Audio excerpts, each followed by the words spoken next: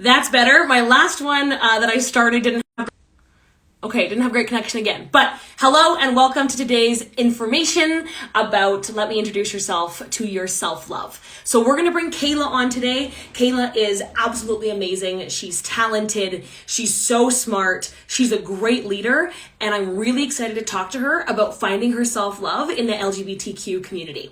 So I'm going to bring her on right away. Hello, everybody. We're going to ask some questions. We're going to get a little deeper into her experience and finding her self-love. So I'm going to make her join right now.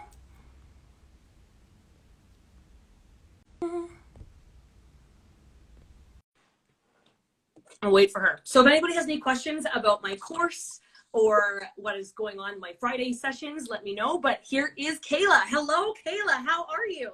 Hi, Alyssa. I'm good. How are you? I'm great. Let's get into you a little bit. So I just kind of was introducing how I met you. So Kayla hired me at my now job. I'm now in a different role, but we connected right away. And I think our interview literally was more about us just like hanging out and just talking about like, what we like. It was so great. Yeah. And that's why I knew that I loved her.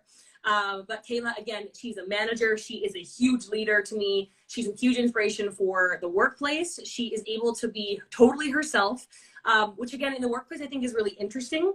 We're always told as women that we have to be this certain person. We have to kind of be almost like very masculine in the workplace in order to be seen as a leader. But in reality, like I really admire you because you are totally yourself. You are funny and you're open and you're kind and you are such a good leader. So thank you so that's much. your little plug.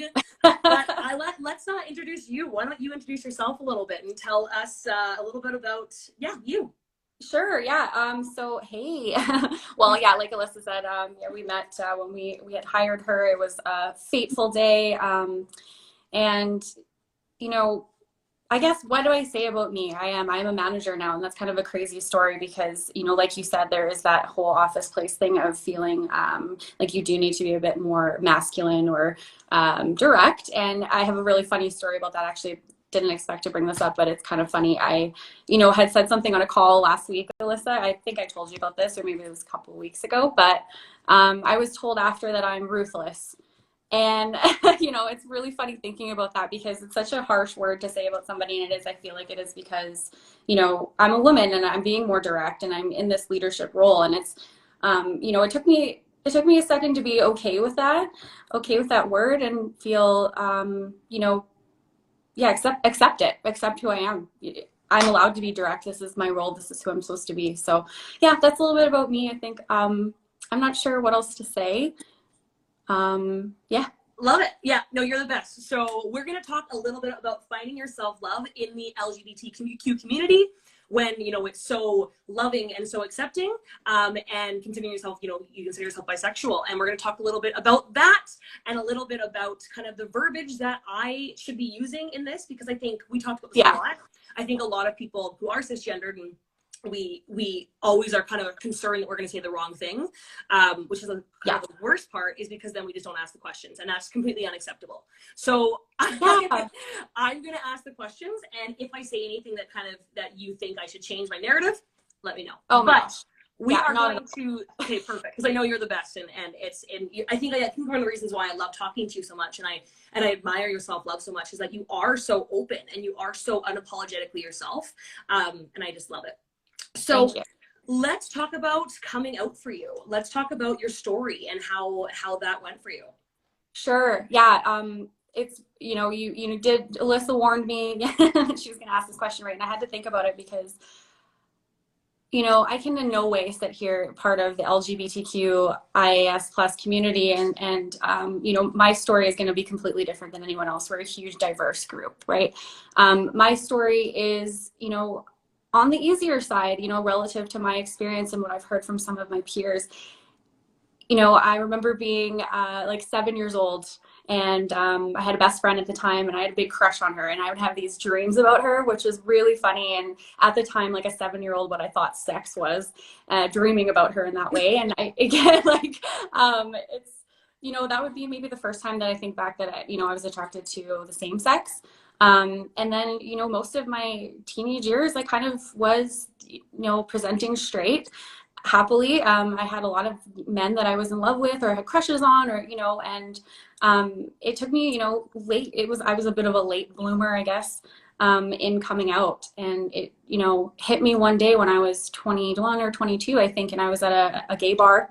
And there was this girl. I was actually dating a guy at the time. So it's funny because there's all these guilty feelings I think we feel. And I've heard from other people like similar situations. I felt guilty, but I looked at her and I said, you know, I was drunk and I was like, "You're so hot." And, you know, um, she was like, "Really? You know, you think I'm hot?" I was like, "Yeah, I do think you're hot." And that's really as far as it went. And I went back and I started to ask myself all of these questions, like, why did I feel that way? And why do I feel like it was wrong to feel that way? And, you know, and then from there, you know, I kept dating my man and we were happy and we were in love. And when we broke up, I ended up meeting another woman and falling deeply, deeply in love with her. And that was kind of when I decided to come out, because like any normal relationship, if you're in a serious relationship and in love, you want to tell, you know, your friends and family about it.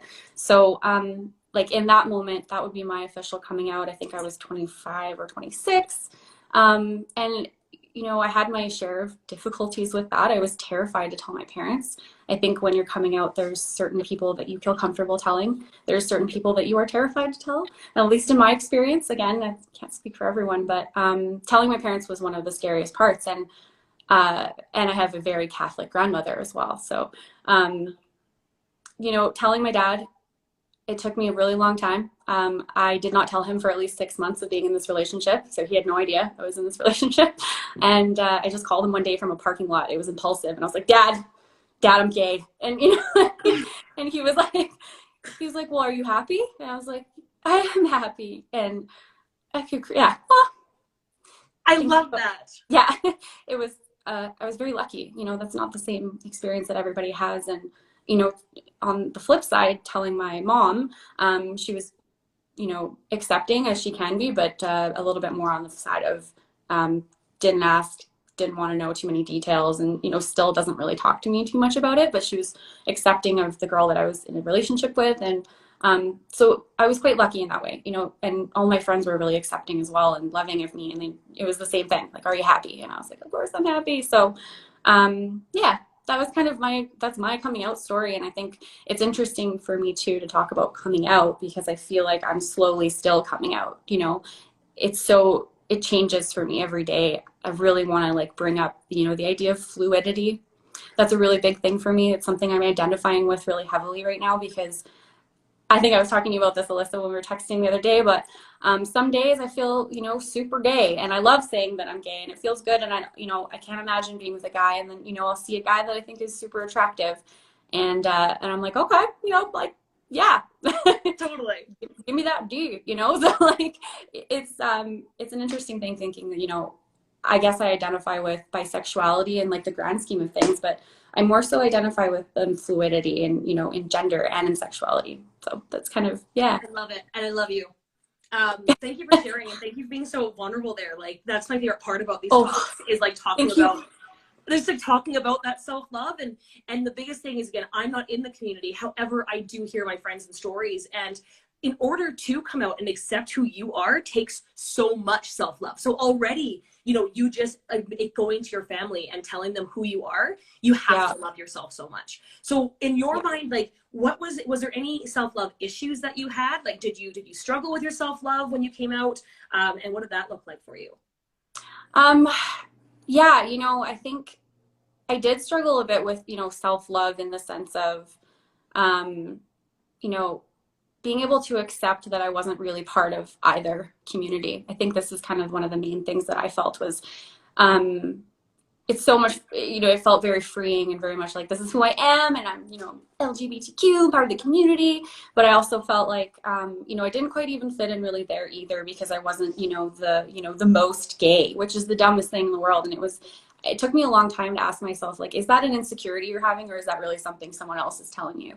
And it really was. It came down to the insecurity of not fitting in. And, you know, the more I feel accepting of myself and who I am, and that I am different and that I don't fit in everywhere, the more I just feel free and able to explore those things, able to explore dating a girl, dating a guy, dating. I'm interested. I've seen and flirted and hit on some like people, across the whole gender spectrum, and it really has nothing to do with any of those labels for me anymore. It really is just, asking myself, what do I like, and being okay with that and going for it.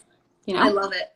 And yeah. Often I find that it's in kind of all communities, and all women feel like that people, have judging them, or they're not part of a community. But I like what you said, it came down to the insecurities. Yes. And as much as sometimes we have the external factors, the internal voices are the worst ones. So I have my course, right, that I'm doing for January, February.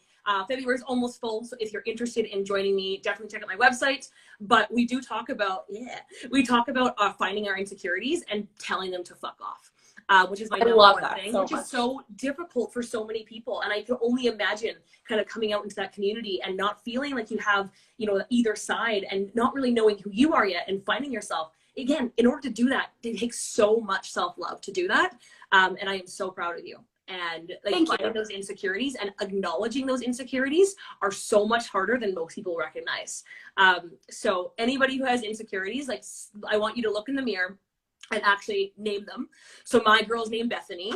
I love this so much. I don't care who Bethany's. I'm sure Bethany's are great, but my girl's named Bethany, and I actually tell her to fuck off in the mirror. I'll be like, Bethany, fuck off. You're not welcome here. I know. When you told me that, Alyssa, I remember we were on the phone, and I was just ecstatic with that whole theory and, plan or whatever you want to call it, because I was like, okay, mine's Kyle. Mine's this dude that's you're a hot lesbian, but you're not really a lesbian, or dumb things I hate that side of your face. I don't love my side profile. And I'm like, you know what? Fuck off, Kyle. This side is beautiful. This side's beautiful. This side's beautiful. It's just such a dumb voice in our head that just takes over. And I loved that you told me about that, because I do it now all the time. Good.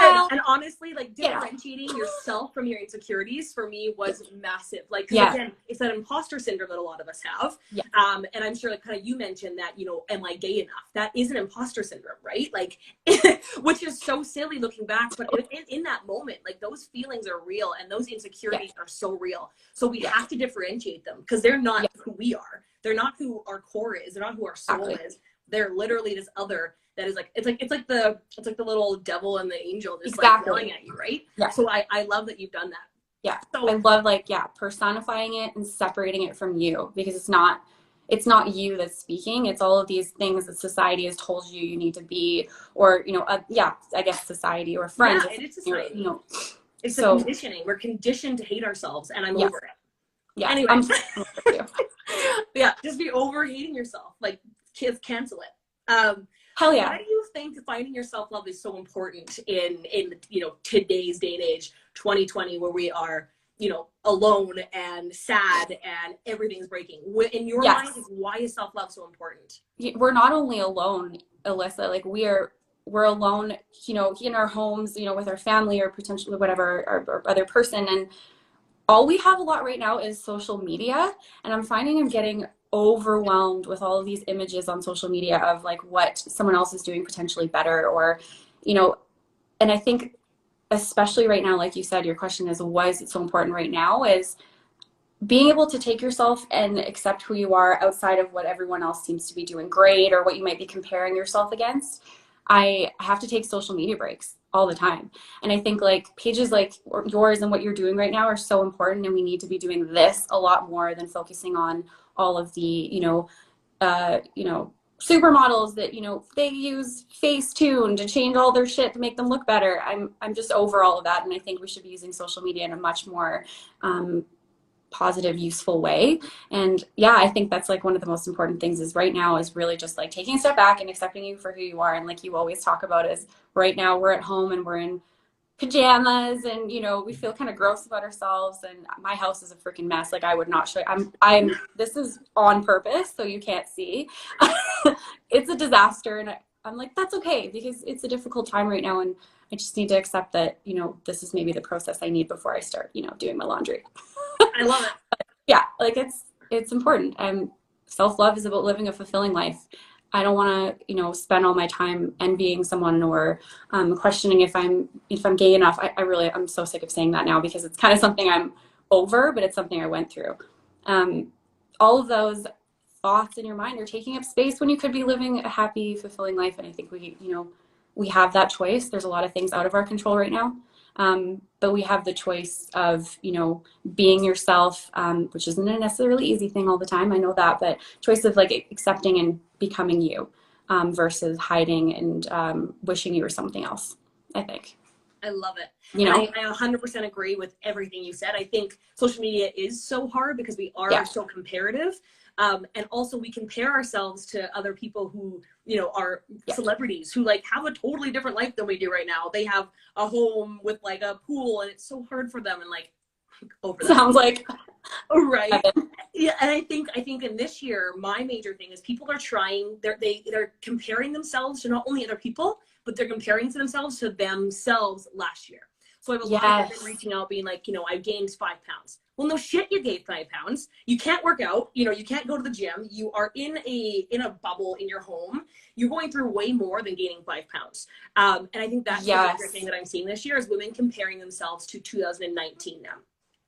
Whether it's not productive enough. Well, again, no shit, you're not productive enough. Yeah. And as much as like I love talking about silver linings and like, you know, this year was so great because of X, sometimes I'm like, you know, everybody's year was different and some people's years were the worst years of their lives and some people's were the best. But us comparing ourselves to our worst version of ourselves to last year's, you know, if it was the best version of you, is just not fair to yourself. So we need to stop doing that for our self-love for sure. I totally agree with you 100%. There was a massive, massive change this year for almost everybody, you know. Is it fair to say everybody had a massive, massive change to their lifestyle this year. And it's so unrealistic to think that you could still be doing as great as you were last year if you were doing great, or it's unrealistic to think that, you know, you wouldn't potentially be having struggles mentally, physically, you know, it's all normal. Let's normalize it. Like, we are all not doing laundry. We are all, you know, maybe it's but for real, like all of our rooms are messy. And it's like, as much as like, you know, sometimes I can feel super motivated and I can feel super great. Other days I'm like, yeah, no, this is awful. Totally. And we have to allow that. Yeah. And I'm sure it probably is very, and you tell me, but like, it's probably very mirroring of you when you came out and it's a full new world for you. Yeah. And so what does that look like in terms of your advice for people who are either, you know, coming out as bisexual or already are out or are planning on coming out? Like, what's some advice you have, especially when it comes to, you know, still loving yourself like unconditionally?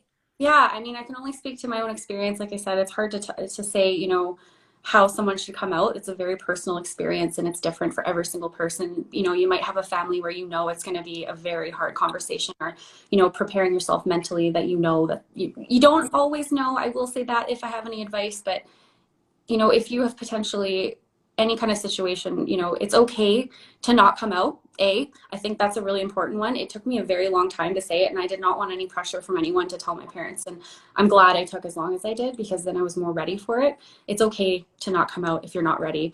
But if you are ready and, you know, you're not coming out because someone told you that, you know, there's something wrong with that, then that's not okay either. Do it if you're ready to come out. Like, let your freak flag fly. That is a really important thing as well. And yeah, I don't know if that was any kind of good advice for anyone, but it's okay. It's okay to not know. That's another piece that I actually saw a meme last week that said that, so that's why I know why it's like coming up in my mind. But it's okay if you don't know. It's an exploring thing that's going to take you as much time as you want and as much time as you need. And it's okay to be kind of gay. It's okay to be a lot gay. It's okay to be super straight. It's, you know, these labels are just things that we're really kind of boxing ourselves in, and it creates this like pressure or this kind of fear. And I feel like they're so unnecessary. And again, this is why I kind of identify with fluidity so much, because it can change day to day, and that's okay. And I think we're all afraid of changing day to day, when really that's such a normal human experience. Like, why is it not okay, you know, for me to, you know, go on Bumble one day, you know, and like I change my settings sometimes to only women, and then sometimes I change my settings to everyone, and that's okay. Absolutely, it's okay. And I think our society is just so quick to want to put people into boxes. Yes. In every situation, right? And it's like our society is uncomfortable if you don't fit that mold, but honey, like no one fits that mold anymore. And that's why like, what I'm loving is that no one fits that perfect mold. No one is ever going to be, you know, straight enough or gay enough. No one's ever going to be, you know, skinny enough or fat enough. No one's ever going to have thick enough thighs. No one's ever going to fit into that mold. And we need to allow ourselves to stop wanting to. Because when you fit in that mold, you're basic. Get out of that mold. You're basic. Which is also a shame thing. Let's not shame anybody. If you're basic, that's cool too. Yeah, like, absolutely. If you're basic, you get to decide what your mold is. I don't think anybody's basic. That's what I'm saying. I don't think anybody is. And people who are trying to be X because that's what they think they should be, it's an unrealistic facade. So be who you want to be. And then the last question, we are going to talk about, why do you think talking about self-love is so important right now? I know we talked about why finding your self-love is important, but why do you think talking about it is so important in 2020 and this day and age? Oh yeah, it's like you said, I mean, we're alone with our thoughts. And if you're an overthinker like me, like I start to ask myself really silly questions, and talking about it with someone really kind of makes you feel less alone, which is important. It may be a simple concept, but it's so important. Talking about it with you, Alyssa, even last week, you know, has made my life, you know, easier, more free. You know, I feel more comfortable with myself, even having one conversation. So having this conversation is going to help that too. I think every new conversation helps you kind of like elevate who you are, you know, grow, see new perspectives. That's an important thing. Yeah, I don't know if that. Yeah, absolutely. Right? Absolutely. And I think that you're bang on, is that we have to have these conversations because it does make you better. Every one of these Friday conversations I have, you know, it's like the blue car thing, right? It's like if you think of a blue car, you're going to see a blue car everywhere, right? It's that whole theory. It's like when I talk to somebody about self-love, I see self-love more and more, right? When I talk about it and I share experience with people, you see it. So like it's just like if you think positively, and I mean, I also hate the whole positive culture of like always be positive, because that's impossible. And I'm like, I hate it. I hate it more than anything.